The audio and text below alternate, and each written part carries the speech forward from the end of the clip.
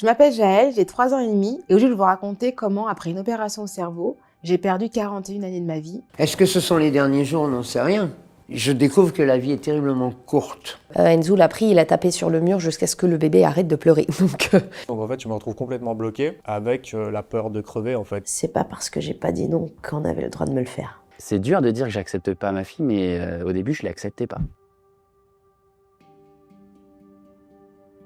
Avant l'opération, j'étais âgée d'un peu plus de 41 ans. J'étais chargée de communication, responsable de communication. Je suis toujours maman d'un garçon qui avait 22 ans à l'époque.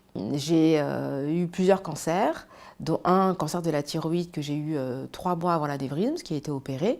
Et puis, dans le cadre de contrôle que je faisais, d'IRM de contrôle que je faisais pour surveiller une forme de sclérose en plaques que j'ai, une maladie neurodégénérescente, je faisais des IRM de contrôle et de façon fortuite, lors d'une IRM, on a découvert que j'avais un anévrisme cérébral. Il était recommandé d'être plutôt opéré, puisque je vivais avec une sorte d'épée de Damoclès au-dessus de la tête. Et j'ai pris en tout cas la décision de me faire opérer pour justement éviter la rupture d'anévrisme et vivre avec cette pression-là. Donc je passe quand même ce premier scanner qui est rassurant, pour le corps médical en tout cas, pas pour moi, parce qu'il n'y a pas de lésion post-opératoire à ce moment-là. Donc ça écarte le problème d'une hémorragie immédiate. Donc on se dit, vous inquiétez pas, ça va se passer, on va vous donner de quoi vous sédater pour vous rendormir à nouveau et ça ira mieux. Donc c'est ce qui se passe, on me rendort jusqu'à, je suppose, le lendemain matin. Moi je sais plus, je crois que j'ai été opérée un jeudi ou un vendredi, donc on est proche du week-end. Ça, je sais que ça a l'importance, en tout cas de ce qu'ils diront pour s'excuser, n'a pas pris les choses en tout cas à la mesure. On considère le lendemain que je commence à aller mieux. Il faut faire de la place en salle de réanimation, que sur le plan physiologique, en tout cas au niveau de l'opération anévrismale, pour le moment les choses suivent leur cours. Donc on me fait remonter en étage, en neurochirurgie, en hospitalisation. Et là commence en fait vraiment... on va dire le parcours dans la vallée de l'ombre parce qu'au service, j'arrive à un moment, a priori, mais ça je le sais par la suite, de relais du personnel qui n'est pas informé de mon état de confusion, parce que pour eux, à ce moment-là, c'est que de la confusion, on ne pose pas encore le mot amnésie à ce stade-là du tout. Et on se dit, elle est déphasée, c'est l'anesthésie qui a été très lourde parce qu'il fallait vraiment que vous ne bougiez pas un cil, donc on a un peu chargé certains organismes, plus ou moins fragiles, réagissent différemment. Donc c'est la première excuse, en tout cas, ou explication qui est apportée. Donc quand je remonte, moi je ne sais pas du tout où je vais. On me met dans une chambre, je ne sais absolument pas ce que c'est une chambre. On me demande, est-ce que vous savez où sont vos affaires? Je ne me rappelle absolument pas d'être venue avec des affaires. Est-ce que c'est le mot affaire veut dire? Donc je dis non, un peu à tout. Donc la personne n'a pas forcément beaucoup de temps. Me balance, revient dans la chambre, me donne un sac en disant ça c'est à vous, c'était étiqueté avec votre nom. Me donne un petit sac noir et puis elle me dit on repassera vous voir. Et là je me retrouve seule, livrée à moi-même et ça fait peut-être en 1 heure de temps entre le moment où peut-être ça s'est peut-être un peu moins, mais où j'ai quitté la salle de réanimation, où je suis restée un peu plus de 24 heures et où je remonte en chambre. Je suis restée 24-48 heures. Moi, je retrouve dans un environnement qui est complètement inconnu, je suis seule, je n'ai rien dans la tête et c'est ça, moi, qui va commencer à me dire très vite qu'il se passe quelque chose.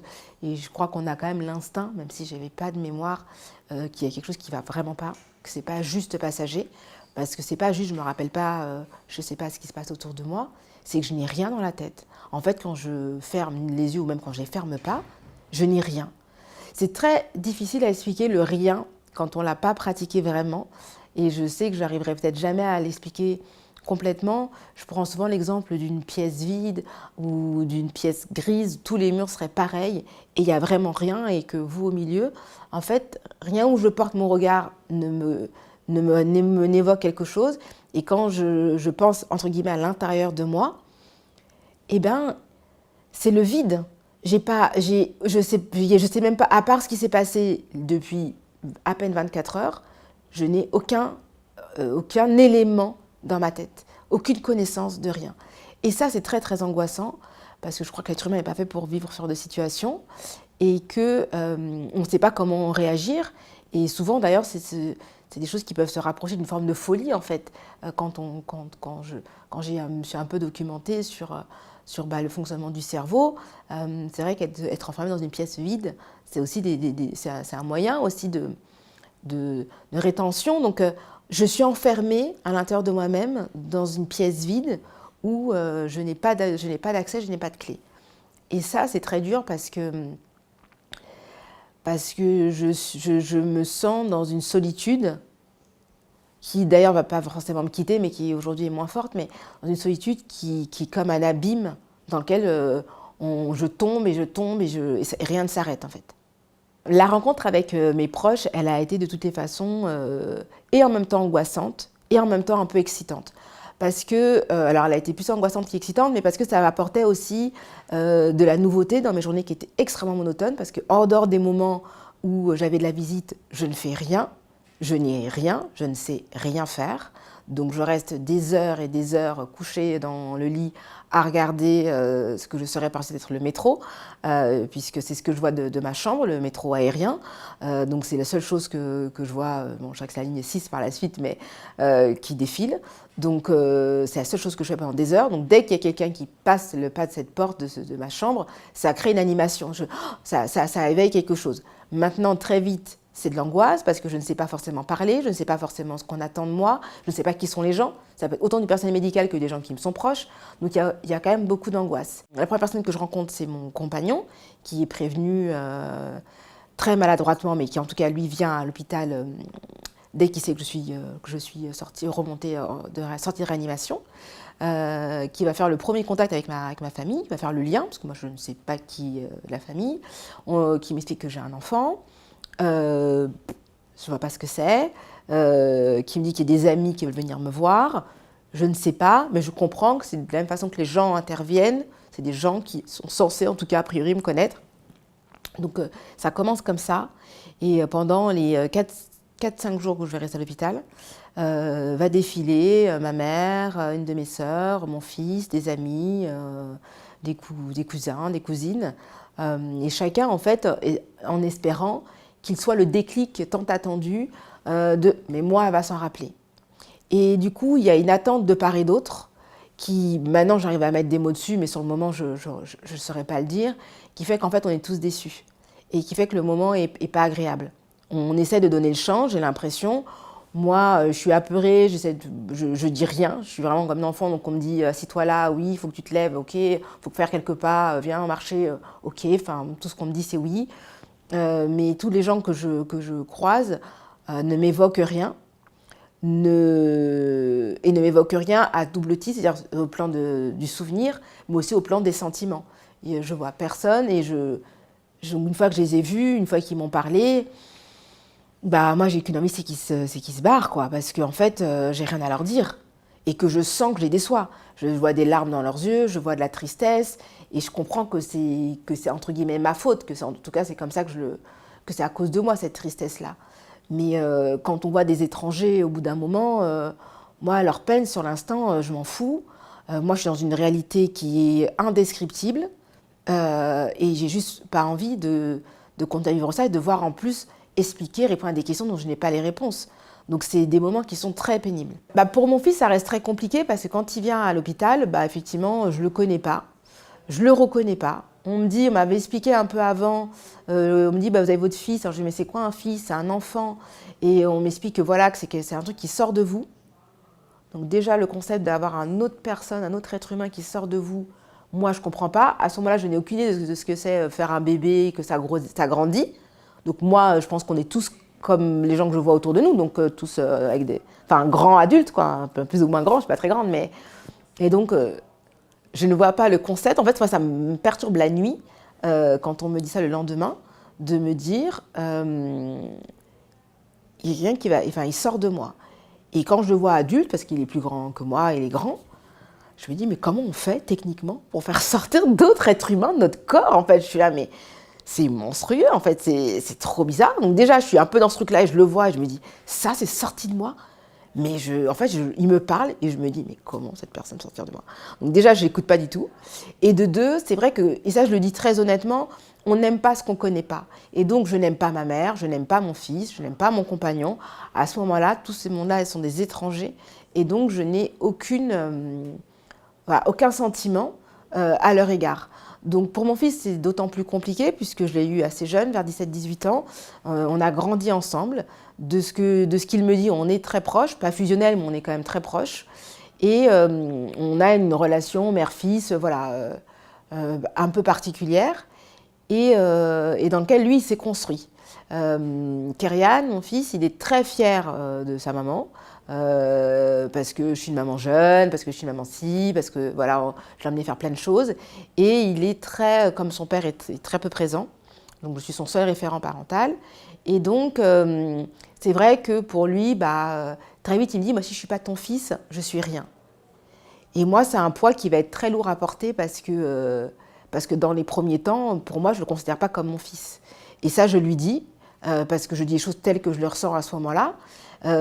Sans penser que ça peut faire du mal. Il le sait que c'est pas de ma faute, mais pour autant, je suis quand même la personne qui un peu le fait souffrir. Et pour lui, c'est très très très dur. Les premiers moments, il a plus envie même de vivre parce que il dit si je suis dans ton regard, je ne suis plus rien. C'est quoi? Quelle est mon identité? Il est dans une phase en plus de sa vie où, comme beaucoup de jeunes, malheureusement, je crois comprendre, il se cherche, il n'a pas forcément, il n'est pas une certaine stabilité dans sa vie. Le seul élément vraiment stable, c'était moi, et cet élément-là n'existe plus, en tout cas tel qu'il l'a connu. Et donc pour lui, ça va être très compliqué, il va être dans des phases de grande dépression, de devoir, du coup, il vivait en coloc, il retourne vivre chez ma mère, pour pouvoir qu'elle puisse entre guillemets, le surveiller, prendre soin de lui, parce que lui, il ne veut pas dire qu'il n'a plus de mère, mais à ce moment-là, c'est un peu ce qu'il ressent. Moi, le souvenir que j'en avais du premier cancer de la gorge, c'est le fait de retomber dans la chimiothérapie. Parce que la chimiothérapie, ce sont des effets secondaires et ce sont des choses que l'on ressent à l'intérieur du corps qui ne peuvent pas s'oublier. Une fois qu'on l'a vécu, ne serait-ce qu'une fois, on ne peut pas l'oublier. Et le fait de replonger dedans, ça déprime à une vitesse colossale. Donc c'est pas le fait de redevenir malade le problème, c'est le fait de repartir pour des traitements aussi difficiles. On est une loque sous chimiothérapie. On est une loque, je ne saurais pas expliquer, mais la sensation, c'est on est totalement vidé de son énergie. À la place, on nous injecte autre chose, on ne sait pas quoi, c'est forcément du chimique. Donc on ne fait que subir. Sans savoir ce qui nous arrive. Mais on est complètement vidé de toute énergie. Pour peu qu'on ne se soit pas paré par des médicaments qui existent, heureusement, on vomit en permanence. C'est des nausées en permanence. Les effets secondaires sont des effets secondaires qui, au niveau de la fatigue notamment, sont très difficiles à gérer. Lorsque j'ai été en rechute, que le deuxième cancer est arrivé, je ne m'y suis pas pris de la même façon, grâce à mon épouse, qui est une ex-infirmière en palliatif. Elle est ce qu'on appelle une aidante et elle m'accompagne dans tout ce que je fais depuis que les choses sont devenues plus compliquées à gérer. Je peux représenter tous les sacrifices qu'elle fait pour moi et tout ce qu'elle fait à mes côtés. Ce serait le meilleur moyen de parler d'une chose dont on parle très peu, c'est-à-dire les personnes qui accompagnent les malades, quoi. Déjà, ça fait 10 ans qu'elle m'accompagne, 10 ans que nous sommes ensemble. Après, ça fait officiellement presque 3 ans que je suis dans une situation dramatique vis-à-vis de la maladie. Plus précisément, depuis quelques semaines. On a décidé d'accompagner les traitements chimiques. Donc je me suis retrouvé avec des médecines thérapeutiques, acupuncture, bioénergie, des plantes que j'avalais, à éviter au maximum les effets secondaires. Et ça, j'ai plutôt bien géré mon coup, puisque j'ai pas perdu mes cheveux. J'ai continué à travailler quand même pratiquement tout le temps. J'ai pas tout arrêté. Et j'ai pu gérer en fait Je me suis tapé 37 cures de chimio et 50 cures d'immunothérapie. J'ai pu gérer les effets secondaires, la fatigue et les difficultés grâce aux médecines parallèles et thérapeutiques que j'ai prises à côté, quoi. Personne ne sait comment on peut réagir face à un cancer. Je défie n'importe qui On ne peut même pas anticiper la réaction qu'on peut avoir par rapport à l'annonce quand elle est faite. Je pense que chaque personne a un comportement différent. Mon comportement, moi, lors du premier cancer, ça a été de m'isoler, mais m'isoler totalement. C'est-à-dire que c'était mon combat, c'était mon problème, et ça ne concernait personne. Donc moi, lors du premier cancer, j'ai tout balayé. Pour rentrer en rémission, j'ai divorcé, j'ai vendu mon appartement, en accord avec ma famille où tout allait bien. Hein. J'ai décidé de vivre seul et de m'isoler pendant 4 ans en me disant le meilleur moyen de comprendre la maladie, c'est de plonger en toi, c'est d'essayer de découvrir qui tu es et de comprendre quelles sont les origines de cette maladie, d'où elle vient, pour pas que ça se reproduise. Donc ça, je l'ai fait avec succès. Malheureusement, quand c'est revenu sous une autre forme une deuxième fois, j'étais dans un autre contexte, j'avais refait ma vie et tout, et il était hors de question de procéder de la même façon. J'avais aucune raison de redivorcer, j'avais aucune raison de rentrer dans le même processus. Le deuxième, ça a été d'accepter de ne pas me battre tout seul, d'être à 2 dans le combat, et de voir à travers ça comment moi, mon comportement allait changer si je faisais une comparaison avec le premier cancer et la première fois où je m'en suis sorti, quoi. Parce que je me suis retrouvé en rémission à nouveau. Le deuxième cancer est arrivé, le cancer du cardia. Il était métastasé dans l'os, donc je n'ai pas pu être opéré, puisque dès qu'il y a une métastase, on ne peut plus opérer. Pendant 9 mois, un coup de chimiothérapie, de médecine parallèle, d'immunothérapie qui était couplée avec la chimio. En 9 mois, j'ai réussi à dégager métastase, tumeur, etc. Et j'ai été déclaré guéri, tout avait disparu. Et on a décidé d'arrêter tous les traitements. Il y a eu un autre contrôle 3 mois après qui a validé le fait qu'il n'y avait plus rien. Et je me suis senti parti vers la rémission. Et comme il y a des contrôles tous les 3 mois, il s'était arrivé que le contrôle qui a suivi 3 mois après, alors là on s'est retrouvé face au 3e cancer, c'est-à-dire multimétastasé. Là ça a été le coup de massue. Et c'est ce qui fait que je suis aujourd'hui dans la situation qui n'a jamais arrêté de dégénérer, de l'annonce de fin de vie qu'on m'a faite. C'est simple, hein, on m'a montré les scanners et on m'a dit la maladie est incontrôlable, nous ne pouvons plus rien faire. C'est-à-dire que plus aucun traitement, on a tout essayé, médicalement parlant, plus aucun traitement ne peut arrêter cette maladie qui, regardez, voilà, la tumeur est repartie, elle est revenue comme au début, les métastases se multiplient, les ganglions grossissent.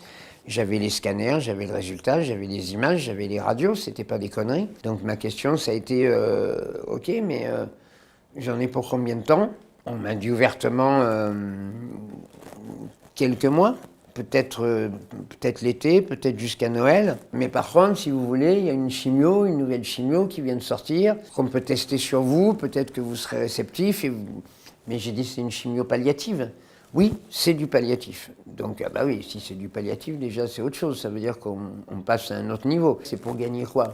Bah, vous gagnerez peut-être 6 mois, 1 an. Donc, vu les dégâts, quand même, des effets secondaires, parce que j'ai eu beau lutter contre, il y en a quand même eu, je ne voulais pas repartir en chimio et certainement pas en palliatif. Pour moi, à partir du moment où la maladie devient incontrôlable, bah, les médecins ne peuvent plus rien faire, on arrête tout.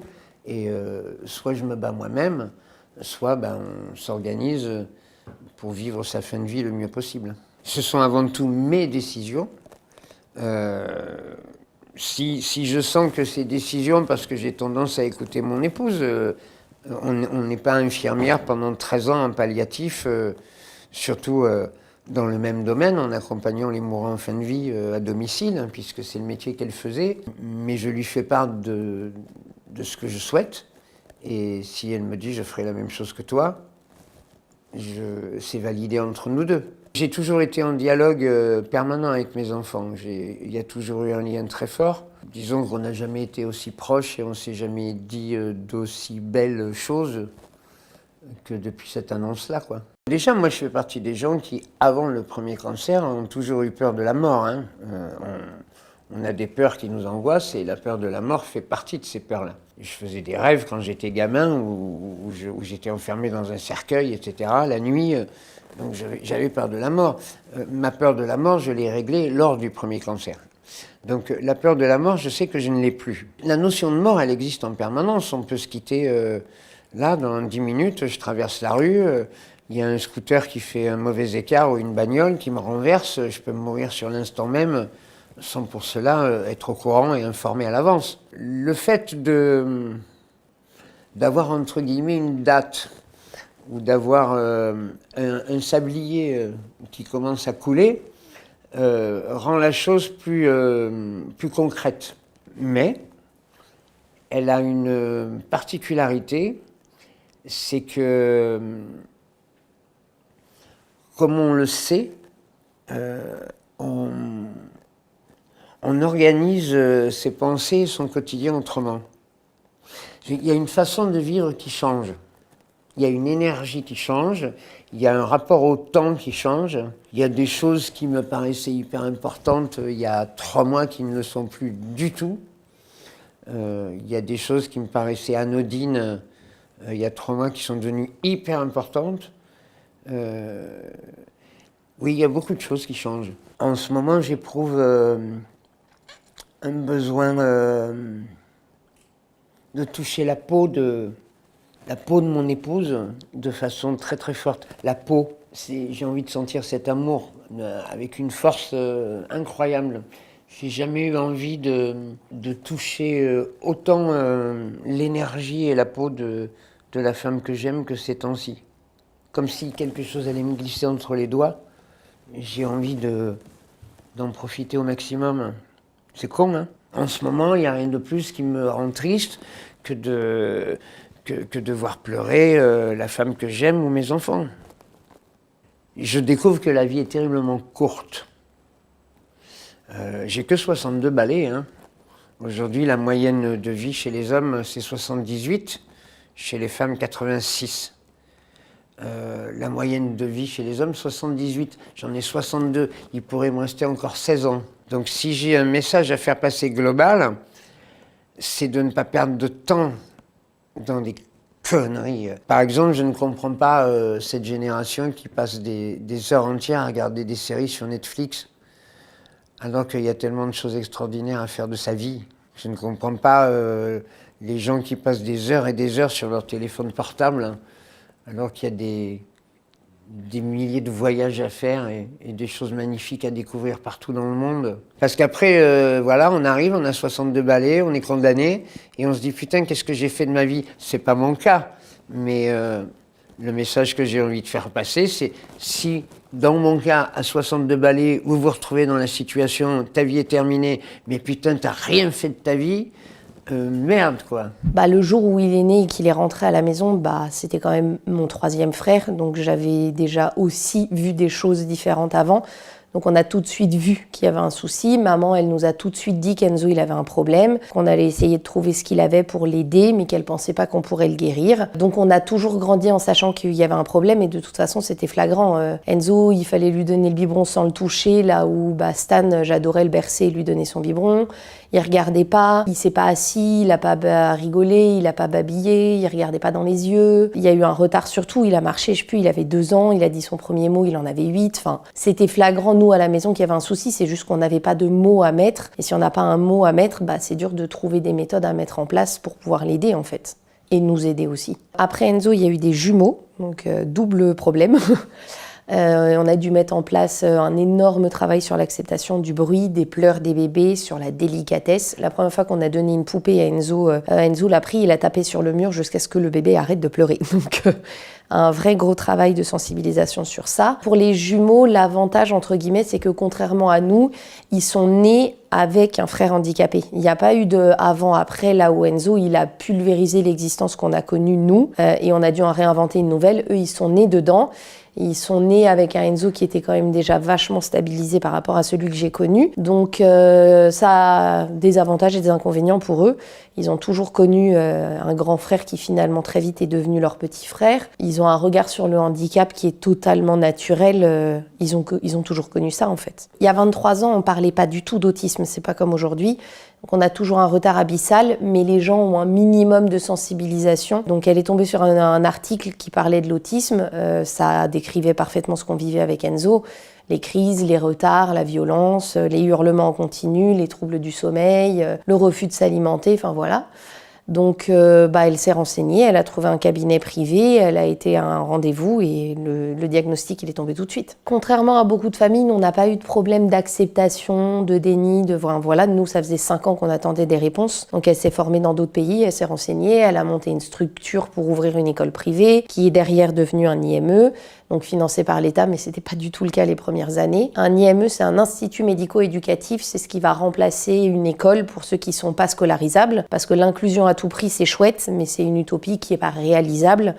L'école classique, elle n'est pas adaptée à tous et c'est pas grave, mais par contre le problème c'est qu'ils n'aient pas tous une place quelque part. Donc on s'est beaucoup renseigné sur l'autisme, on a essayé beaucoup de méthodes, à savoir qu'il n'y a pas une méthode universelle, sinon ça serait plus facile pour tout le monde. Ce que je trouve dommage en France, c'est que les gens ils vont se taper dessus pour dire que telle méthode est mieux qu'une autre, que celle-là elle est pas bien, alors qu'en fait il faut choisir quelque chose qui va être en adéquation avec ce que vous voulez, avec le fonctionnement de la famille et avec ce qui va marcher avec l'enfant. Donc déjà, c'est bien qu'il y ait un panel de choix. On a essayé le Teach, on n'a pas du tout apprécié. En gros, c'est adapter l'environnement de l'enfant à l'enfant pour qu'il se sente bien. Donc c'est créer une bulle et c'est très très enfermant pour la famille et pour l'enfant, même si c'est sécurisant. Nous, on a plutôt préféré l'approche de l'ABA. C'est comparé à du conditionnement et dans le fond, je comprends parfaitement, c'est le cas. Mais d'un autre côté, Enzo, il n'avait pas des comportements humains avant qu'on commence l'ABA. Donc ça a eu des effets hyper bénéfiques sur lui. Le PEX, pour lui apprendre à parler, donc on l'utilise avec des enfants autistes ou des enfants qui sont muets par exemple. On communique par des images et les pictogrammes. Ça a été vraiment salvateur, même si c'est très très handicapant pour le reste de la famille. Toute ta vie dépend d'une suite de petites images au quart d'heure près de ce qu'il va faire avec qui, quand, comment. Donc ça l'a vachement stabilisé et à l'adolescence à peu près, on a commencé à éteindre petit à petit cette méthode pour retrouver une vie à peu près normale et beaucoup plus libre. Parce que ça veut dire que s'il y a le moindre imprévu par rapport aux pictogrammes qui ont été mis en place, les conséquences, elles sont pas sympas. Alors en gros, nous, ce qu'on a choisi de mettre en place avec Enzo, c'est pas nous qui allons adapter l'intégralité de notre vie à lui. Je pense pas que l'intégralité de la société doit s'adapter à chaque handicap. C'est pas possible. Quelqu'un qui va être très grand et quelqu'un qui va être nain, la société, elle s'adapte à qui? Donc l'inclusion à tout prix, elle est pas possible parce qu'en fait, les pathologies, elles vont être contradictoires. Donc nous, on estime qu'Enzo, il doit s'adapter. Et nous, on s'adapte aussi à lui. En gros, on construit un pont entre lui et nous et on se rejoint au milieu pour que ça soit vivable pour nous, pour que ça soit vivable pour lui dans la société, parce que notre but, c'est pas de l'emprisonner à la maison entre quatre murs ou dans un centre. Donc, c'est de trouver un équilibre entre ce qui est nécessaire de travailler. Par exemple, l'acceptation du bruit, du monde, du toucher, c'est des non négociables pour nous parce que c'est ça la vie. Et par contre, il y a d'autres moments où avoir un rythme de vie cadré, réglé, la même chose dans le même ordre, le même jour, c'est des choses qui sont aussi essentielles au bien-être d'Enzo. Donc, nos matinées, elles sont souvent rythmées par ça, pour avoir plus de liberté l'après-midi où lui, il doit s'adapter.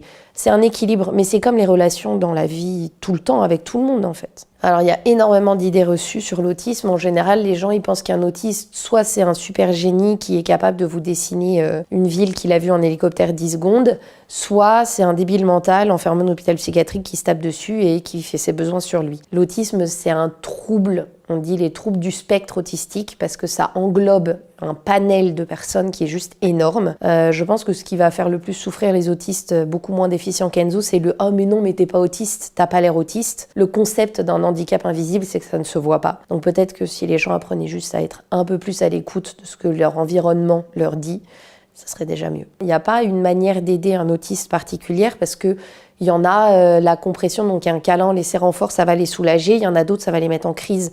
Donc il n'y a pas une bonne méthode, c'est juste être à l'écoute de l'autiste s'il est en capacité d'exprimer ses besoins ou des aidants qui l'entourent. Je sais qu'il y a plein de mots, les aidants, enfin voilà, je comprends très bien que c'est hyper important de les utiliser pour nous donner une visibilité. Maintenant, c'est pas des mots que j'aime spécialement, je suis sa sœur et puis c'est tout. On a des moments extrêmement durs avec lui sur les temps d'apprentissage, il n'y a pas d'autres mots. Les résultats qu'on a, c'est parce qu'on passe par des moments hyper difficiles. On le met en difficulté, on le met en souffrance, on le met parfois en crise et on le sait très bien. Ça, c'était surtout valable avant, maintenant plus du tout. Pour arriver au résultat qu'on veut. En fait, j'ai souvent cette comparaison de quelqu'un qui est très très sportif. Au démarrage, il a eu des courbatures, il a eu mal, il a dû continuer, mettre une discipline pour avoir les résultats qu'il a maintenant. Avec Enzo, c'est exactement la même chose. On ne peut pas ne rien faire et espérer avoir les résultats de la personne d'à côté qui va à la salle 5 fois par semaine. Les moments de complicité, c'est après les phases d'apprentissage, quand il a fini la tâche qu'il doit faire, quand il a fini d'apprendre ce qu'il doit faire.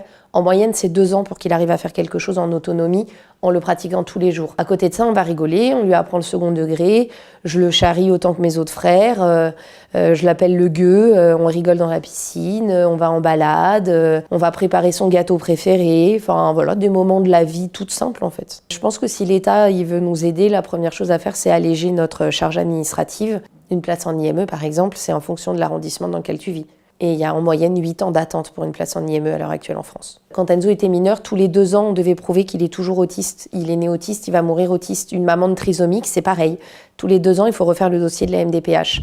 C'est une perte de ressources énorme pour l'État. C'est des gens qui sont payés à revalider des dossiers alors qu'ils sont handicapés à vie, en fait. Déjà, si administrativement, on a déjà assez à gérer avec notre proche handicapé, pour pas en plus avoir à gérer la paperasse ou les dossiers d'MDPH, franchement, on n'est pas loin d'une Bible, quoi. Je pense que ma meilleure expérience négative, on était au restaurant avec Mathias, mon conjoint, qui m'aide beaucoup avec Enzo, surtout quand il vit avec nous. Donc j'accompagne Enzo aux toilettes. En gros, il est autonome, mais il faut le surveiller, sinon il va vider le papier toilette, il va oublier de s'essuyer, il va tirer la chasse d'eau 50 fois. Donc il est autonome, on va dire à 90% aux toilettes. On peut pas le laisser tout seul. Je l'accompagne. Comme dans beaucoup d'endroits, le toilette est beaucoup trop petit pour que je rentre avec lui. Donc je laisse mon pied dans la porte pour pas qu'il s'enferme dans le toilette et qu'il n'arrive plus à ouvrir la porte. Ça m'est arrivé une fois. Ça, c'est méga angoisse. Et là, il y a quelqu'un qui me tapote sur l'épaule. Je me retourne, je dis oui. C'est vous qui faites des vidéos TikTok? Je dis oui. Il y a quand même des moments dans la vie où on peut embêter les autres. Mais bon, voilà. Et elle me dit, ah bah c'est bien ce qui me semblait, d'accord. Je me retourne pour m'occuper d'Enzo. Elle me dit, bah je vous suivais au passé. Elle me dit, ça c'était avant de me rendre compte que vous êtes validiste et psychophobe. D'accord, puis j'ai recommencé à m'occuper d'Enzo. Enfin, à quel moment les gens ils peuvent être tellement haineux? Déjà à travers un écran, c'est facile. Mais dans la vraie vie, alors que tu vois que je suis en train de m'occuper de quelqu'un, enfin, allez vous faire soigner. Le regard des gens m'a fait souffrir pendant 20 ans. 25, on va pas se mentir. Les gens m'ont fait énormément souffrir. Les commentaires dans les parcs, les remarques, les insultes, le harcèlement à l'école. Maintenant, j'en ai tellement rien à foutre. Mais alors vraiment, je m'en fous, royalement. Et s'ils sont pas contents, parce que alors, dès que tu sors la carte handicapée pour passer devant les gens, ils deviennent pépitas, tous. Oui, bah moi j'attends comme tout le monde, je pourrais prendre ma carte. Mais sors ta carte. Ils font des remarques même aux gens en fauteuil roulant, bah vous êtes en fauteuil, vous pouvez attendre. Ou juste, je m'en fous. Vous êtes des merdes.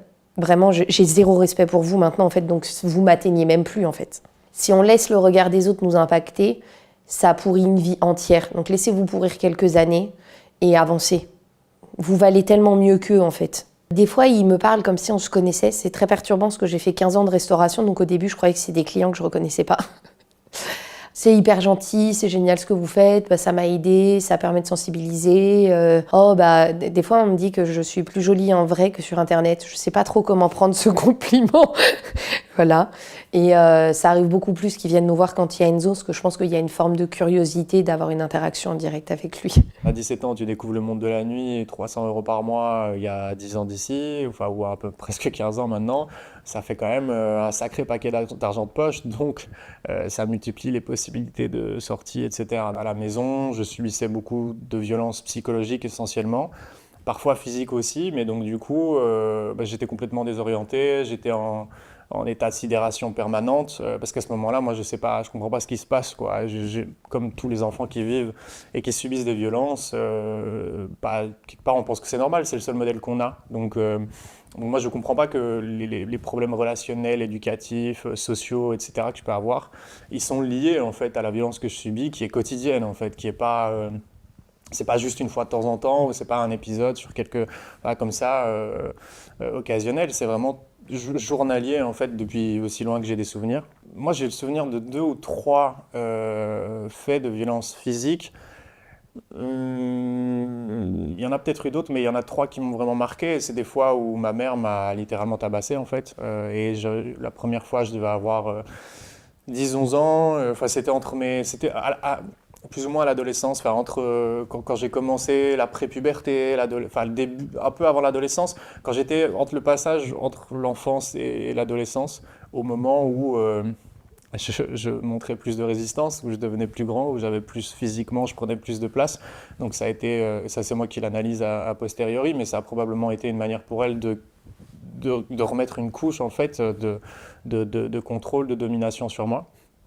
Et la violence quotidienne psychologique, c'est du dénigrement, c'est la remise en question, c'est ce qu'on appelle aussi du gaslighting, c'est-à-dire remettre en question tout ce que je dis, tout ce que je vois, tout ce que je crois, tout ce que je ressens, et me dire que non, c'est pas vrai, c'est pas comme ça que ça s'est fait, c'est pas... J'ai été un menteur toute ma vie en fait à ses yeux. Enfin, quand j'arrête la cocaïne, en fait, je suis victime de soumission chimique par une personne avec qui je fais la fête depuis 48 heures, un mec dans l'appart. Dans un appart, on était chez lui et on avait consommé de la cocaïne, de l'alcool et compagnie, fumé beaucoup de cigarettes et on était allé dans des soirées, rentré chez lui, ressorti, etc. Et puis on se retrouve à deux dans l'appart et puis on commence à parler. Et moi, je me rends pas compte, mais on parle de sujets personnels, tu vois. Et donc en fait, moi qui aime bien ça et qui aime les conversations profondes et compagnie, je commence à me livrer et tout, et il commence à pseudo se livrer aussi. Mais je me rendrai compte plus tard que lui en fait partage rien et que c'est moi qui suis en train de raconter plein de choses. Mais donc ça me place dans une position de vulnérabilité extrême et il se trouve que pendant cette soirée-là, à 2 heures du matin, il y a des gens qui arrivent chez lui, qui étaient prévus, qui étaient annoncés, qui devaient passer 1 heure et voilà, ils devaient passer boire une bière et en fait on est sur un plan de travail dans la cuisine et je tire sur ma cigarette et là je me sens tomber, j'ai mes jambes paralysées, enfin genre je me sens paralysé quoi, comme si on m'avait donné un choc électrique, je sens mon cœur qui accélère, tachycardie, la gorge, enfin je sens dans mon cou que ça serre, tu vois, j'ai du mal à respirer. J'ai la vue qui se brouille tout de suite et en fait tout ça se passe sur un quart de seconde. Je sens directement en tirant une bouffée sur ma cigarette qui était posée là. Et donc là tout de suite le mode survie qui s'enclenche parce que je me dis mais je sais que c'est eux. Enfin tu vois, genre y a pas, mon cerveau fait très rapidement le truc et donc je me mets, mon système nerveux se met en sécurité. J'ai tout qui me passe par la tête, quoi. J'ai les violences, le viol, enfin les violences sexuelles, violences physiques. Enfin, genre je m'imagine tout. Je me pose la question de pourquoi ils m'ont fait ça. J'ai pas de doute, tu vois, j'ai pas de doute sur peut-être que c'est moi, peut-être que c'est un excès ou quoi. En fait, la substance est tellement puissante et les effets sont tellement puissants qu'il y a zéro doute dans ma tête. 3 minutes après, il y en a un qui fait ah bah ton pote, on dirait que ça va pas trop, hein, tu vois, genre un peu en sournoisement comme ça. Je me pose la question, est-ce que j'enverrai pas un message à une personne ressource pour expliquer la situation et en fait je vois pas. J'ai mes lunettes mais j'ai la vue brouillée donc je suis incapable même de taper un numéro de téléphone sur mon truc, je suis complètement inconscient et tout. Donc en fait je me retrouve complètement bloqué avec la peur de crever en fait, mais littéralement, tu vois. Dans ma tête, je suis en situation de danger de mort et je sais pas ce que je peux faire, ce que je dois faire et tout. Et en fond, c'est qu'est-ce qui va m'arriver, qu'est-ce qu'ils vont me faire, pourquoi ils ont fait ça. Les gens qui étaient arrivés pendant la soirée, pendant la nuit, s'en vont et le mec qui était propriétaire de l'appartement reste chez lui, il éteint la lumière et puis il va dans sa chambre. Et après 10-20 minutes de sombre complet, je décide d'essayer de me lever. Et en fait, je me rends compte que je tiens pas debout, que mes jambes tiennent pas, que je suis complètement désorienté, complètement sonné, que je vois pas à 1 mètre en fait. Et j'essaie de sortir. Je veux sortir, donc je trouve la porte. Je vois qu'elle est fermée à double tour et compagnie. Et je reste pas dans cet appartement, quoi. Il faut que je me barre. Et donc j'essaie de trouver les clés, je les trouve pas. Et puis je me dis bon bah je vais aller le réveiller, et je vais aller lui demander de m'ouvrir la porte quoi. J'essaie d'ouvrir la porte de sa chambre qu'il avait fermée, barricadée avec des choses en dessous. Il avait mis des chaussures, etc. Donc il y avait plusieurs couches de sécurité derrière sa porte. Et je le réveille, il fait semblant de se demander ce qu'il arrive, ah, quoi, qu'est-ce qu'il y a, pourquoi tu me réveilles, enfin tu vois, genre, mais sur le moment même, je sens qu'il est déjà dans un jeu tu vois, d'acteur, etc., malsain. J'essaie de parler, et en fait, je sais pas parler. Donc je suis là, il se lève et tout très rapidement, il prend l'ascendant sur moi. Donc position de domination, remise en question, renversement de la charge.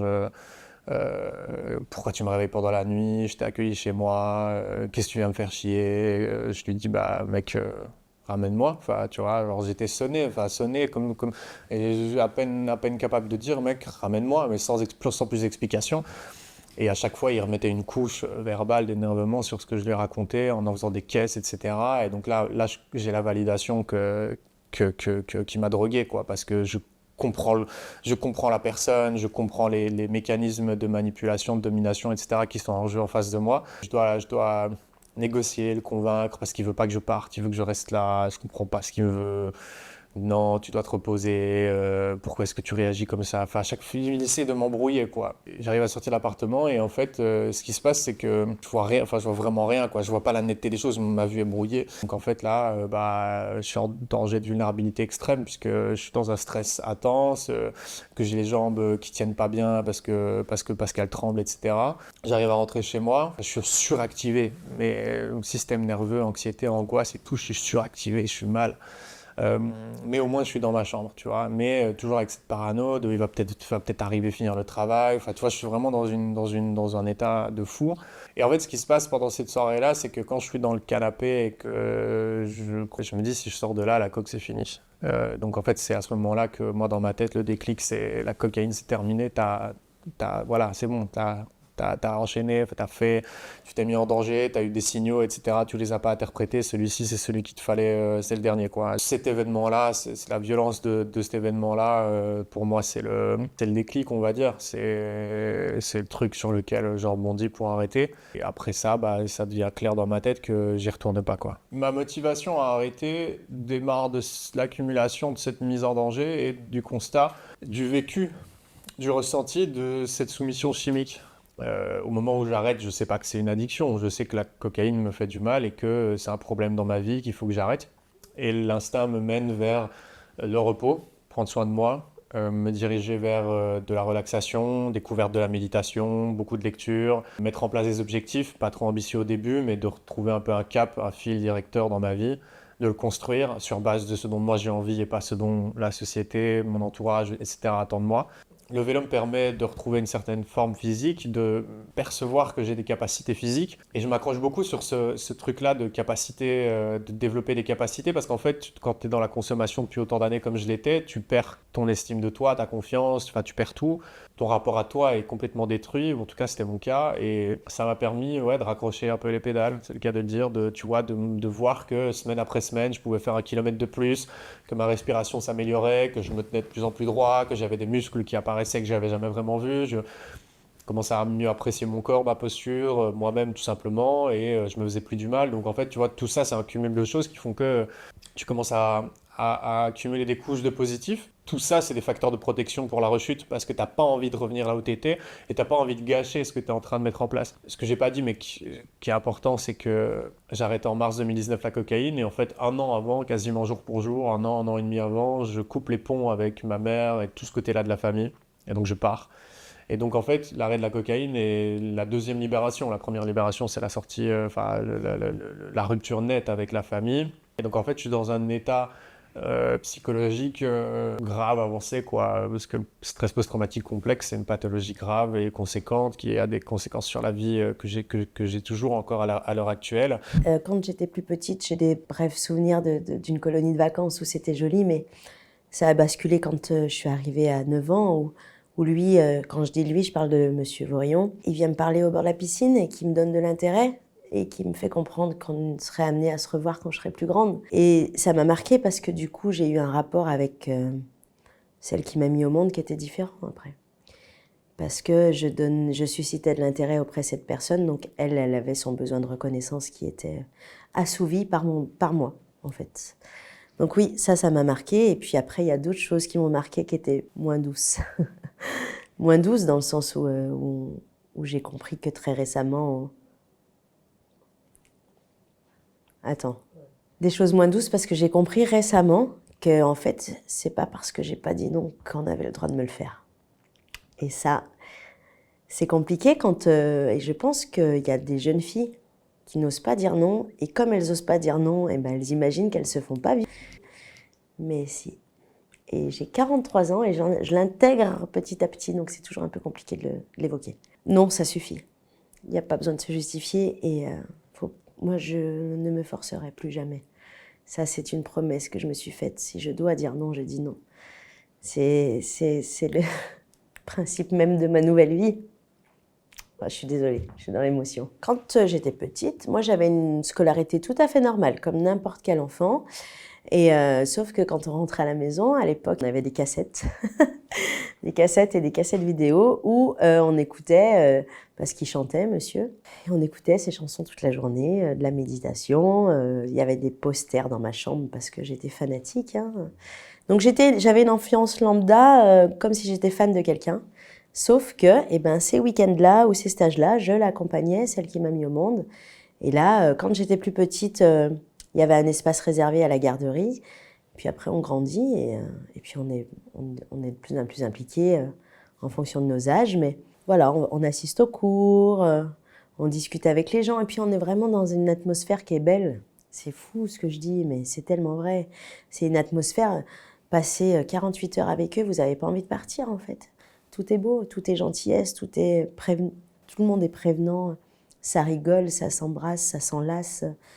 C'est d'apparence très douce et je comprends qu'on puisse facilement y rester. Au début du mouvement, quand j'avais 4 ans, on allait dans le sud de la France, Valence d'Albigeois, dans un camping qui s'appelait Éden. Et donc voilà, c'était tous les mois d'août, on allait à Éden. Je retrouvais mes copines que je voyais possiblement ou pas dans l'année par le biais de week-ends raéliens. Donc moi, je retrouvais mes copines hein, et c'était cool et j'aimais bien. Et je me disais, je vais retrouver mes copines. J'allais à la garderie où on s'occupait de nous.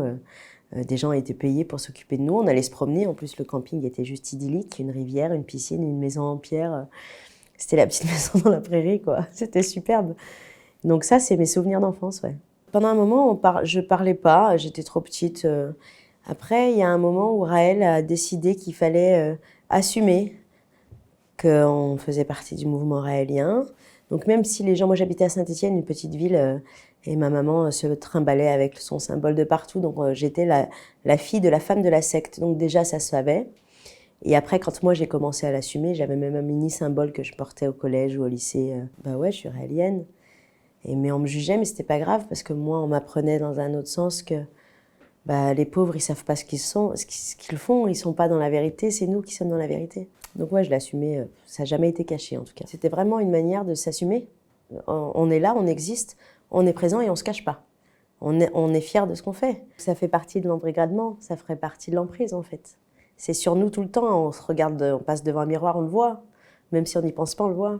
Donc ça fait partie du jeu. Très tôt, très rapidement, j'étais mal à l'aise avec certaines attitudes. Mais je ne m'autorisais pas à le penser. Parce que si je le pensais, ça voulait dire que je n'étais pas une bonne raélienne. Parce qu'en tant que raélienne, moi, je parle uniquement et toujours pour moi, quand je disais non ou quand je montrais que j'avais pas envie, on me disait libère-toi, enlève-toi les carcans que t'as dans ton cerveau, sois une bonne raélienne. Donc forcément, on s'écoute pas. Moi, en tout cas, je parle pour moi, je ne m'écoutais pas. Mais effectivement, de voir des gens tout nus, à la rigueur, ça, c'est pas très grave. Mais de voir des gens assez proches, très souvent, quand on est enfant, c'est pas normal. Mais comme ça faisait partie de ma vie, je m'autorisais pas à être gênée de ça. Le signe qui aurait pu m'alerter, c'est effectivement un mal-être très jeune. J'ai été très mal et que, de mon point de vue là, c'était trop tactile. C'est-à-dire que même si moi j'ai été tactile à une partie de ma vie, c'était vraiment trop. Moi, j'avais pas envie que certains hommes y mettent leurs mains sur ma cuisse ou qu'ils mettent leurs mains même ne serait-ce que sur mon épaule, mais j'osais pas dire non et j'étais mal à l'aise. Alors que j'avais le droit de dire non, je précise, j'avais le droit de dire non, j'avais le droit de partir, j'avais tous les droits. C'est moi-même et ma prison dans mon cerveau qui ont fait que je suis restée et que c'est moi qui ai pris cette décision-là, parce que je pouvais partir, mais j'en étais incapable. J'ai été sous emprise de l'âge de 4 ans jusqu'à il y a 2 ans et même encore aujourd'hui. C'est un truc qui, je pense, l'emprise restera par rapport à ce mouvement toute ma vie en moi. C'est vraiment de l'emprise, mais je l'ai compris il y a que 2 ans. Et quand on vous amène des pics qui font mal sur un plateau de roses, eh ben vous retenez que les roses, en fait. Vous retenez que la douceur, et la douleur, vous l'enlevez. Et ben forcément, vous allez chercher la douceur, même si ça fait mal. Donc, pour moi, c'est de l'emprise. Ça a été mon mécanisme de défense toute ma vie.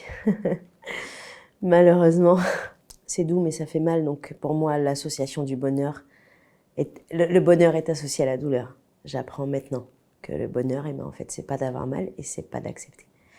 Donc, et je pense que s'il n'y avait pas eu cette emprise-là, je ne penserais pas ça aujourd'hui, je n'en serais pas là aujourd'hui. Pour faire court, j'ai gagné. J'ai eu une relaxe par rapport au premier procès de M. Vaurillon. Je rappelle les faits. Je l'ai comparé à Hitler dans une émission de Mouloud Achour. Il a porté plainte contre moi. J'ai été relaxée. Je n'y crois pas. Je devrais être heureuse. Je devrais être contente. Mais c'est trop de bonheur, donc j'attends le malheur qui arrive. Et ça fait partie de l'emprise. Mais il faut juste que j'accepte que j'ai été relaxée. Mais pour moi, mon avocate hier me dit « Mais t'as gagné, vous avez gagné !» Oui, j'attends le mal maintenant.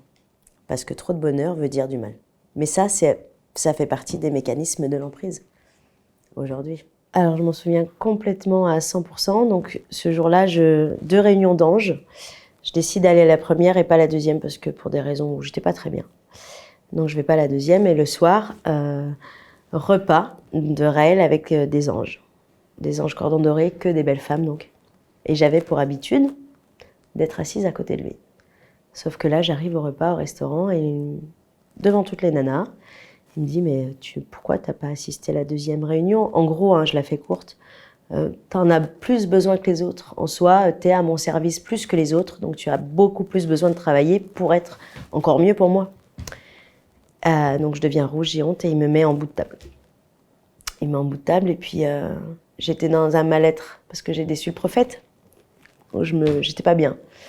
Et j'ai une serveuse complètement normale, pas dans le mouvement que je n'avais jamais vu, qui arrive et puis je sais pas pourquoi je la regarde et je vois qu'elle nous regarde toutes un peu avec de la moquerie et puis un peu elle a de la peine quoi. Et j'aime bien utiliser tes expressions mais les fils dans mon cerveau ils sont touchés comme une espèce de révélation où là je regarde mes autres copines de l'époque et je vois leur visage carrément mais physiquement se déformer.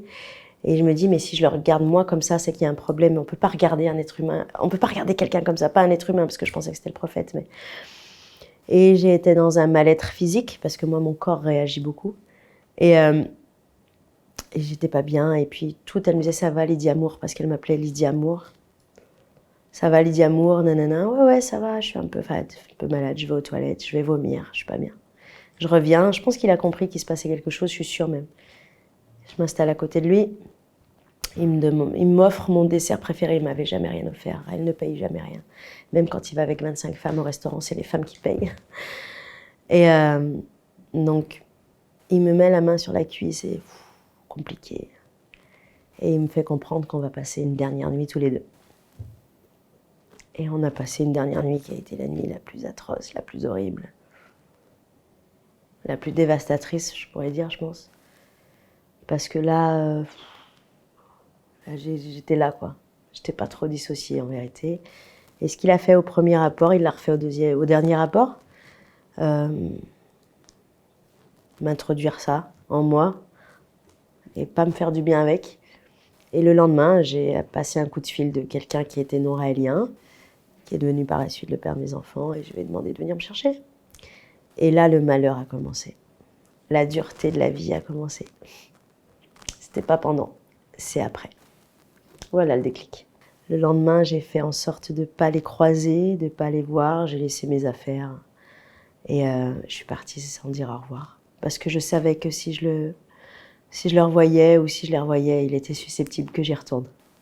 Donc, je ne voulais plus les croiser. Déjà, je ne me trouve pas forte. Parce que moi, c'est ma vie. Donc, pour moi, il n'y a rien de... Mais je pense qu'il y a un moment dans ma vie, après avoir subi des années, même après, où j'ai eu une entrevue avec un psychanalyste qui m'a parlé pour la première fois de l'emprise. Et là, j'ai compris que c'était peut-être pas moi le problème finalement. Que si j'en suis arrivée à faire ça et à subir ça, c'est peut-être aussi pas forcément parce que je suis quelqu'un de mauvais, pas forcément parce que je suis une mauvaise fille, pas parce qu'à l'époque je mentais beaucoup, donc pas parce que je ne suis pas forcément qu'une menteuse, je ne suis pas que quelqu'un de mauvais. Et donc du coup, ça a basculé. Rapidement, je me suis dit, j'ai 2 choix. Quand j'ai compris l'emprise, rapidement, je me suis dit, j'ai 2 choix, où tu subis et ils ont gagné, ou tu transformes et ça va être dur. Mais tu vas y arriver. Je sais pas quand, je sais pas comment, j'y arriverai, ça c'est sûr. Après, on a un IRM suivi d'un scanner. Donc ça, c'est la veille de nos vacances. Donc le scanner se passe, l'IRM se passe. Et là, les médecins ne nous disent rien. Ils nous laissent partir en vacances parce qu'ils savent que c'est nos vacances. Et c'est qu'au retour des vacances, donc là on les remercie parce qu'ils nous ont dit ça après. On a gagné 3 semaines de sursis avant l'orage. Où là, en fait, voilà, en revenant en vacances, on nous annonce qu'Enora elle a une grave malformation du cervelet et du tronc cérébral. Et donc, bah, c'est vraiment pathologique. Et vu comment est touché le cervelet, là, c'est vraiment... on nous annonce vraiment c'est très grave, c'est le polyhandicap quasi sûr à la clé, quoi. Et forcément, c'est dur. Je vous dis, on était sur le nuage tout à l'heure. On revient de vacances, on est encore pumped up, c'est les vacances. Et là, bah, clairement, c'est le gouffre qui s'ouvre. On passe du petit nuage à 6 mètres sous pied, quoi. À 6 mètres sous terre, pardon. C'est pas très joyeux. C'est les questions, combien de temps? C'est quoi le pronostic? Est-ce qu'elle va vivre encore quelques années ou pas? Et là, on nous répond, la pire réponse, c'est on ne sait pas. Parce que on ne connaît pas la maladie. C'est trop rare et puis il faudra faire des tests génétiques. Donc pour l'instant, on ne sait pas. En gros, on nous dit, rentrez chez vous, aimez votre bébé et voilà. Et on se revoit dans 15 jours. Après, une nouvelle, pareil, quand on apprend ça, forcément, c'est hyper dur de rentrer à la maison. Forcément, bah, y a beaucoup de pleurs, déjà, direct. Elle a compris parce que déjà, on l'avait déposé chez les beaux-parents pour aller à l'hôpital, à ce rendez-vous. On savait qu'il y avait quelque chose quand même parce qu'on était convoqués en euros. Enfin voilà, on se doutait, mais on n'imagine pas ça, évidemment. Et donc on était censé récupérer Ondine après parce qu'on avait dit qu'on allait au parc, enfin voilà, qu'on allait jouer après avec elle. On n'est pas rentré. Forcément, quand les beaux-parents ramènent Ondine à la maison, bah, elle nous voit en pleurs, donc elle se dit mais qu'est-ce qui se passe? On a pris le parti de pas cacher, d'expliquer. Elle a 3 ans, donc on explique avec des mots simples. Hein. Mais elle a compris que sa sœur était malade. Mais pour elle, c'est une maladie, on guérit dans 15 jours, quoi. Mais donc on est resté avec ça. Et sans cacher. On a décidé de pas cacher. Mais là, aujourd'hui, maintenant, même à 7 ans, elle a compris plein de choses, parce qu'à 7 ans, on comprend plein de choses, c'est des éponges en plus. Mais pour elle, dans sa tête, sa sœur va un jour parler, sa sœur va un jour aller à l'école, sa sœur va un jour... on ne cache pas, mais on n'a pas envie de trop casser non plus ses rêves non plus tout de suite. Elle est encore jeune, elle a besoin de faire sa vie, en fait. Donc avec Estelle, ma femme, tout de suite, on prévient les parents, les grands-parents, enfin voilà, tous les amis aussi, la famille. Forcément, on rabâche tout, donc ça refait mal encore. Le peu de choses qu'on le sait, on le rabâche et ça fait tout de suite mal. Et forcément, la famille vient tout de suite le premier soir autour, quoi. Donc, forcément, il y a des questions. Enfin, c'est compliqué de gérer, mais c'est les émotions. En fait, là, ça sort. Moi, je sais que j'ai pleuré pendant des jours. Je devais reprendre le travail c'était le 15 juillet, je me rappelle. J'ai su le 13, donc le lendemain c'était la fête nationale, c'était férié. Et le 15, je devais reprendre, j'ai jamais repris. Donc j'ai eu 3 mois d'arrêt. Ma femme a repris le boulot parce que elle avait besoin de rester dans l'action tout de suite. Alors que moi, c'était à ramasser à la cuillère. Et c'est souvent ça, en fait, dans un couple, il y a un qui tient et l'autre qui tient l'autre. Et après, quand l'autre craque, c'est celui qui a craqué en premier qui... Donc ça, Estelle, elle a vraiment tenu. Et d'ailleurs, elle tient encore plus. Je pense qu'Estelle, elle est vraiment... elle montre pas. Et puis par contre, c'est après que ça craque. Et quand ça craque, ça fait mal aussi. Mais elle montre rien. 15 jours plus tard, donc forcément, parents en 2021, c'est vite fait de faire ce qu'on nous dit de pas faire. C'est d'aller sur Internet et de regarder ce qui se passe en fait. C'est quoi cette maladie? Parce qu'on nous a pas parlé de maladie. À ce moment-là, on nous a dit votre fille a une malformation sévère du cervelet et du tronc. On n'a que ça pour chercher sur les réseaux, sur Internet. Et donc avec ça, on tombe sur tout et rien. On voit encéphalopathie sévère, les enfants meurent au bout de 6 mois. Et à côté, on voit des lourds handicaps. Mais voilà, il y a un spectre quand même très large. Mais forcément, le premier soir, c'est ce qu'on fait. En l'occurrence, moi, je sais que j'ai pas dormi de la nuit. J'ai pas pu. Et j'ai cherché par tous les moyens de savoir qu'est-ce qui nous attendait. 15 jours plus tard, en fait, c'est nous qui revenons avec nos questions. C'est pas forcément les médecins qui ont des choses à apporter, c'est vraiment nous. C'est quoi vraiment ce qu'a Enora? À quoi c'est dû? Forcément, ils savent pas. Ils nous parlent quand même de malformation d'origine génétique, mais encore une fois, à confirmer. Et d'ailleurs, on aura, alors je me projette un peu, mais on aura les résultats que 6 mois après. C'est énorme par rapport à certains qui ont de l'errance diagnostique, mais nous, il nous a fallu 6 mois avant qu'on ait un mot et un nom sur ce qu'avait Enora. Donc, c'est une mutation génétique qui a provoqué sa maladie. Donc, c'est nous qui avons posé des questions. Et à ce moment-là, Et ben, on a posé les questions, donc c'est à l'hôpital de Brest toujours, qui est quand même, c'est un hôpital aux provinces, mais quand même un gros hôpital. Ils nous ont dit, en fait, c'est après, quand ils nous ont dit que c'était la mutation génétique, ils nous ont dit c'est le gène casque, CASK, et en gros, ils nous ont dit on ne connaît rien, voilà une publi, et voilà, c'est tout. Mais vraiment, c'est comme ça que ça s'est passé. Donc Enora, pour le coup, la mutation génétique casque, donc sur le gène casque, donc elle est située sur le chromosome X. C'est donc un chromosome sexuel, les filles elles sont XX et les garçons sont XY. Et donc en fait cette mutation, eh ben, elle va empêcher la création d'une protéine, donc casque encore une fois. Donc c'est un nom barbare, c'est un nom anglais pour une protéine qui gère les échanges en fait au niveau des neurones et qui permet aussi la création du cerveau comme il devrait l'être chez les individus qui n'ont pas cette mutation. Et donc Enora en fait avec cette mutation, ces cellules elles se sont développées mais mal développées. Et quand Enora est née, et c'est pour ça d'ailleurs qu'elle a eu cette évolution, à 3 mois, c'est là que les neurones ils meurent en fait. Et donc c'est là qu'on voit une dégénérescence, et donc c'est là que l'enfant va plus avoir ces milestones pour se développer en fait. 6 mois après, donc les échantillons sont pris, etc. On envoie ça à Paris, ça revient à Brest pour avoir le résultat. Donc on apprend qu'Enora est atteinte de cette mutation, donc forcément on se pose la question de savoir si c'est nous. Parce que bon ben on a un premier enfant, on a un deuxième, mais on a toujours eu un projet d'avoir un troisième, donc on se dit mince. Et donc plus tard encore, il a fallu refaire des échantillons, ça reparte, ça revienne. On apprend qu'en fait, ni ma femme, donc Estelle, ni moi ne sommes porteurs. Et c'est malheureusement la faute à pas de chance.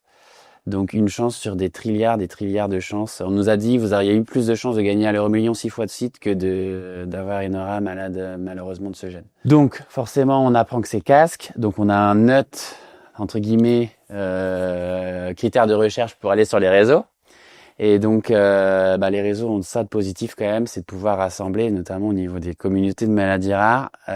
Donc forcément, oui, on s'est rapproché de parents, pas forcément français dans un premier temps. Souvent c'est des parents américains et du moins anglo-saxons qui ont plus aussi l'esprit du réseau et qui sont plus à étaler entre guillemets leur vie que ce qu'on peut être en France encore aujourd'hui. Et donc oui, forcément, on s'est mis en lien très vite avec des parents casques entre guillemets. Il faut savoir que la plus grosse cohorte d'enfants casques au monde, elle est aux États-Unis parce que ils ont aussi beaucoup plus accès à la génétique que nous, bien que ça arrive aussi beaucoup en France. Hein. Mais il y a 200 enfants dans leur association aux US qui sont atteints de casques. Et donc leur site internet, il dit en gros que les 3/4 des enfants, ils ont moins de 10 ans, pardon. Et la plus âgée, je crois qu'elle s'appelle Curti, elle a 41 ans à l'époque où on regarde. Donc ça nous ouvre aussi quand même des possibles qu'on n'avait pas encore à un an quand Enora souffle sa première bougie. Cette possibilité de dialoguer avec des parents qui vivent ce qu'on vit, clairement ça nous ouvre des possibilités de fou parce que on a tous les mêmes problèmes en fait. Quand on nous annonce la maladie, on nous annonce donc le polyhandicap de notre fille, donc on sait tout de suite que ça va être sévère. Mais je rappelle le contexte, on est en plein été. Donc en plein été, la France s'arrête. Donc il y a absolument personne qui nous reçoit. Il y a juste à un moment, justement au deuxième rendez-vous, quand on revoit les médecins, on se dit, on nous a parlé pour la première fois, il y a des cycles de tous les côtés déjà. On bascule dans un monde, je pense que tout le monde le dit ça, quand ça tombe le diagnostic, on bascule dans un monde qu'on découvre complètement, qu'on connaissait pas. Et il y a des cycles de partout. Et le premier cycle qu'on nous balance, c'est le CAMS, C-A-M-S-P. Donc c'est un centre d'accueil médico-social précoce, donc pour les enfants qui ont des problèmes spécifiques. Et donc en rentrant de Brest, on se dit tiens, on va faire un tour par le CAMS. C'est sur notre route. Et là, juste on s'arrête, c'est le jour de leur fermeture et on est reçu par le médecin du centre. Donc déjà on appelle, on est en pleurs encore. Et je pense que ça, la détresse aussi a fait qu'ils nous ont reçus le dernier jour, mais on est reçu par le médecin du centre qui est super sympa, qui nous reçoit et qui nous dit qu'ils vont être là pour nous. Donc déjà, on s'est dit, on tombe. Il y a des gens qui ont déjà une oreille attentive. Et ça nous a fait un bien fou. Ça nous a permis de tenir le mois d'août avant la réouverture du centre. Par contre, les médecins ont toujours été clairs là-dessus. Ils nous ont dit, on ne sait pas ce qui vous attend. Et par contre, ils nous ont toujours dit que c'est Enora qui va nous guider. On fera en fonction d'Enora. Et donc là, Enora, quand elle a du coup 4 mois, Enora, c'est encore un tout petit bébé, c'est un tout petit nourrisson. Et même, j'irais même encore à 4 ans, Aujourd'hui, Enora, ça choque personne de l'avoir dans une poussette. On n'est pas du tout sur le regard, attention, grave handicap. On sait que ça va arriver, mais on n'y pense pas. Et aujourd'hui, Enora, c'est vraiment pas du tout ça. Et par contre, on voit que voilà, c'est un enfant, elle pèse pas encore 15 kilos, elle a 4 ans. C'est un petit modèle, encore une fois. Mais par contre, elle tient pas du tout son tronc, elle tient sa tête, mais sa dodeline. Elle ne mange pas par la bouche. Ça commence à se voir, mais voilà, c'est encore une toute petite pupuce en fait. Donc voilà.